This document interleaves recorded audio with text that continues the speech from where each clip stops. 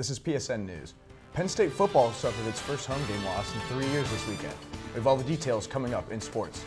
We'll also bring you the latest on the new ice cream flavor at the Berkey Creamery.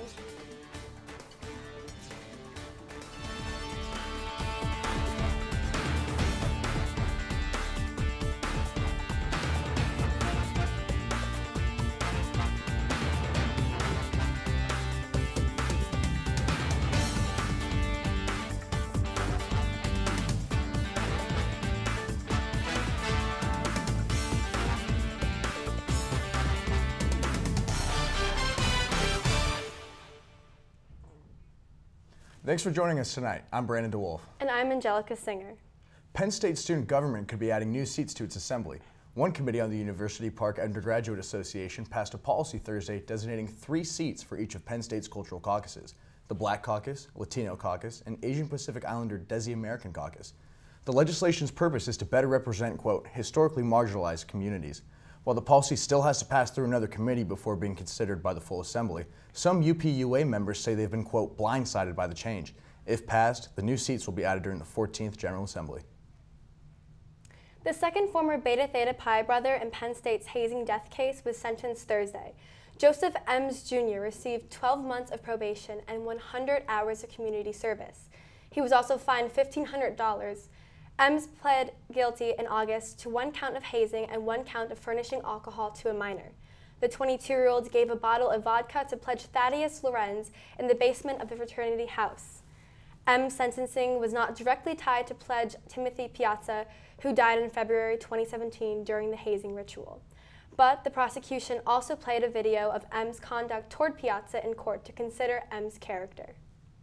The State College skyline will be changing once again as new high-rise buildings are constructed. The Standard will be built across from the Metropolitan on Atherton Street. The plan is to have 2 floors of commercial space for hosting local businesses, with the rest dedicated to 243 residential units. The Standard is just one of 3 new high-rises slated to open soon. It'll be joined by both the Pew Center and a currently unnamed space that'll be built on Garner Street. The Pew Center is set to open in 2019, while the Standard and Garner Street buildings will open in the fall of 2020. The Penn State women's hockey team suspended 9 players for violating the team's core values.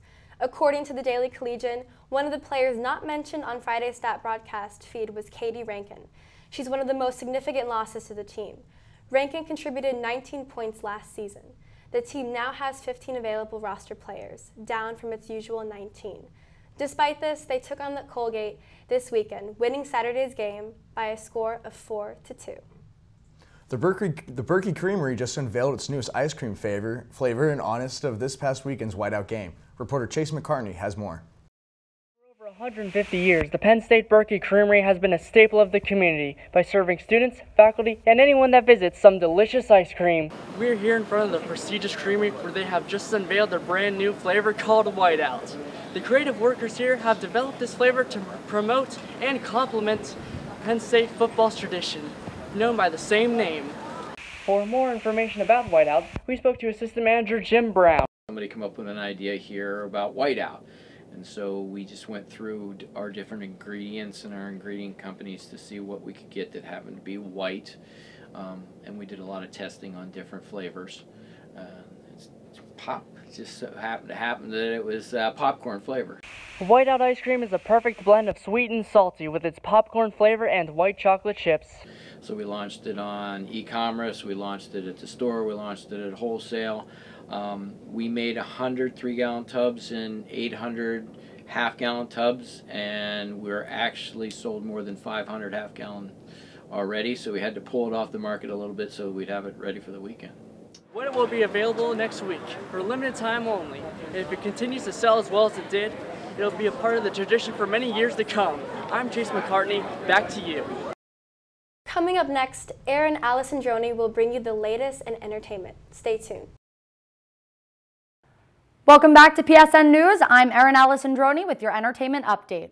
Rapper J. Cole brought his talents to a sold-out show at the Bryce Jordan Center Friday as part of his KOD tour. Earth Gang opened, followed by Jaden Smith, who rapped hits from his most recent album, Sire. Next came Young Thug in a Penn State jersey with his name on the back.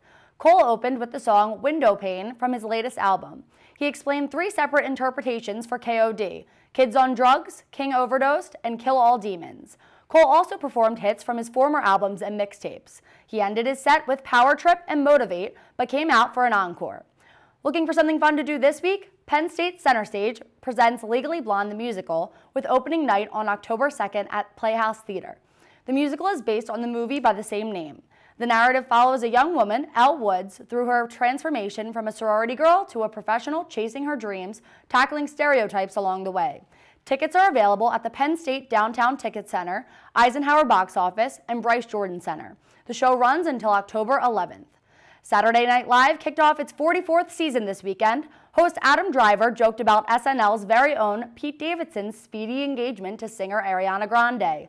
The premiere included a controversial political sketch with Matt Damon appearing as Brett Kavanaugh in a reenactment of Thursday's hearing. The Kavanaugh jokes continued as Michael Che and Colin Jost made jabs throughout the weekend update.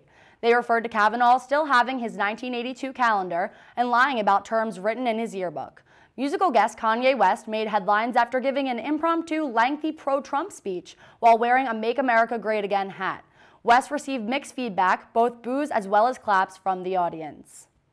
That's your entertainment update. I'm Erin Alessandroni with PSN News. After the break, Alexa Arcudi will bring you the latest sports. Stay tuned. Welcome back to PSN News. I'm Alexa Arcudi with your sports update. Penn State football suffered a devastating loss 27-26 this weekend to Ohio State during the annual Whiteout game. Trailing by just 1 point in the last 2 minutes of the fourth quarter, the Lions lost their first home game in 3 years. That followed ESPN's College Game Day, which had predicted a Penn State victory before the highly anticipated game. Almost 111,000 people filled Beaver Stadium to watch the number 9 Nittany Lions take on the number 4 Buckeyes. And days before the game, students camped out to make sure they got the best seats inside Beaver Stadium. Reporter Sarah Simpson has more on Nittanyville. When it comes to college football, Penn State fans are like no other. Many students are a part of a group called Nittanyville that camps outside Beaver Stadium the week before a big home game to make sure they get the highly coveted front row seats. I got an inside look at Nittanyville to see what students do while they wait and what this activity means to them. Hi, my name is Sarah Simpson, reporting outside Beaver Stadium the night before game day. Tomorrow is the much anticipated Whiteout and Ohio State game, and fans of Nittanyville have been ready all week. I'm here to find out what Nittanyville is all about and what makes Penn State football so special to our students. So Nittanyville is a tent village, we call it, outside of Gate A. And what we do is we camp out every single game. Most of the times we start on Wednesday nights for games, but this week for Ohio State, we started on Monday as a week long, and we all camp out every single night. Only one person in your group does out of 10 people, so it's not that bad. And we just camp out and try and get excited for the game coming up. Monday night we had a kickoff party, and that we had a DJ up here. Tuesday we had a movie night that was pretty relaxing. Wednesday night we had the basketball team come up here for a dunk contest. They brought pizza up. Coach Franklin's wife came up last night with cupcakes with the daughters. On Friday night, there was also a talent show to get fans excited and keep their PSU spirit high. There were several judges, including the Nittany Lion himself, who decided which group performed best. It was definitely a lot of fun, a lot of energy tonight. I didn't expect the crowd to get up the way they did. Really good response. It's amazing. Ever since it was Paternoville back in the early 2000s, I grew up around the program, so I used to come up here on a Saturday morning when I was 7 years old and see all this, and it just got instilled into me. So it's amazing. There's no other place in the earth like Penn State. Now, having an inside look at Nittanyville, you can see how dedicated our students are to the beloved Nittany Lion football team. Once again, outside Beaver Stadium, I'm Sarah Simpson reporting for PSN News. Penn State women's soccer came out with a victory against Iowa at Jeffrey Field on Sunday. The Lions maintained possession for most of the first half, but weren't able to score any goals. The score remained tied at 0-0 for the first half. But Penn State started the second half aggressive and ready to take the lead. With just 24 minutes left, Charlotte Williams scored. That gave Penn State a 1-0 lead. Christian Schnurr scored shortly after Williams, giving Penn State the win over Iowa by a score of 2-0. The New York Yankees broke a record with Gleyber Torres hit this 265th home run of the season on Saturday. It broke the tie with the 1997 Seattle Mariners for the most home runs by a major league team in a season. Torres also broke another record when he batted ninth. The Yankees became the first team to hit at least 20 home runs at all 9 positions in the batting order. The Yankees have 6 players with at least 20 home runs, including Torres. That was your sports update. Coming next, we'll bring you an interview with Eco Rep Idalis Bonet. Hello and welcome back to PSN News. Tonight we have Eco Rep Idalis Bonet with us. Thank you. It's great being here. Tell us about your role. What does it mean to be an Eco Rep? Well, being an Eco Rep is basically being the go-to eco-sustainability person for people on campus. We promote sustainability in the dorms.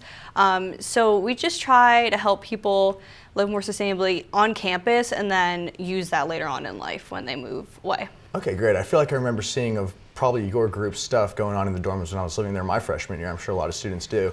So what are some of your organization's initiatives for this year? Like, what's your agenda? So right now we are closing in on our Zero Impact Challenge. So we used to just do a recycling challenge, but now we're focusing on water conservation, energy conservation, and waste reduction. And then we are having a tailgate, our Zero Waste Tailgate in collaboration with Penn State Homecoming, October 8th. And we're actually doing another challenge with Homecoming that week. Okay, great. So things seem to be going well. You guys seem to be doing a good job. Everything's going well this semester so far? Yeah, everything's actually going really great. Before we just focused on recycling, but we kind of really want to go out there in different spectrums because there's so much more to sustainability than just recycling. That's just one step. Okay, great. Yeah, I feel like that's something that people focus on the most when they kind of ignore the other aspects of what you guys are trying to do. So buildings at Penn State seem to be competing to reduce the most electricity, water, and waste. Can you tell me more about the Zero Waste Challenge and kind of how it all started? So we used to do recycling challenges in the past, and we just looked at the different bags of landfill versus recycling. But we realized that being part of Penn State housing, we also focus on energy and water because that's other things that housing has to pay for and that people are responsible for. So we decided to branch out and see how we could impact that. So it's our first time actually targeting that stuff. Great. Okay, and you mentioned a little bit before the tailgates. So I want to know, we've seen the tailgates. There's a whole mess from the whole crowd of people that come and make the city huge on Saturdays. So how exactly are you guys fitting those in together to make the tailgates cleaner and to just kind of make them more sustainable? So for the actual football tailgates, tailgate ambassadors actually are in charge of that. Jillian Barsky, who is a former Eco Rep, is in charge of that. But for our tailgate, it's just going to be a lot of tailgate inspired like foods and games, just with like a sustainability like eco twist on it. Great, that's perfect. So when did you personally get involved, and how do you feel that the Eco Rep kind of position and what you guys do is growing and expanding to meet the needs of the future and what we're doing now? I became an Eco Rep my freshman year. It's really been a lot for me. It's actually made me get a career in what I want. So great. So thank you so much, Idalis, for joining us today. We'll bring you the national news headlines right back after the break. The Supreme Court confirmation battle over Judge Brett Kavanaugh is heating up. The FBI will be conducting its investigation into sexual assault allegations against the Supreme Court nominee this week. President Trump ordered the investigation after Kavanaugh and one of three accusers, Dr. Christine Blasey Ford, testified before the Senate Judiciary Committee on Thursday. The FBI expects to interview and investigate the allegations extensively and in an unbiased manner. Kavanaugh denies the allegations brought against him from all three women. Meantime, Kavanaugh's Supreme Court nomination hangs in the balance.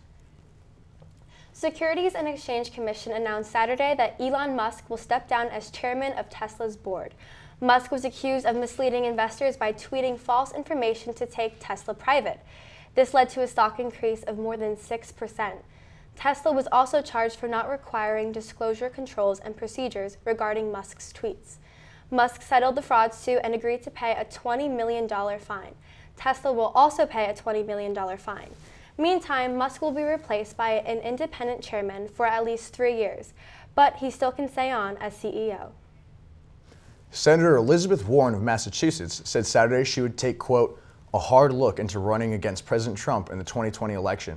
The announcement comes as polarized tensions in Washington seem higher than usual, with the FBI investigating sexual assault allegations against Supreme Court nominee Brett Kavanaugh. It's still unclear whether or not Warren is in fact running for president. However, this recent declaration may serve as a hint of what's to come. If she decides to run, Warren may face off against Senators Kamala Harris of California and Cory Booker of New Jersey in a bid for the Democratic Party nomination.